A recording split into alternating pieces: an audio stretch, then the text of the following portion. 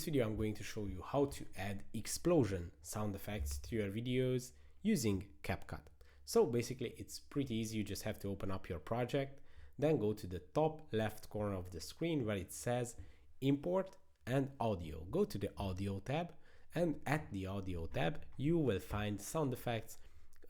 They are the second option, and here you can look for any specific sound effect that you would like to use, and you can try them out by clicking on them, and if you select one that you would like to use, you can add them to your videos. So it's that easy.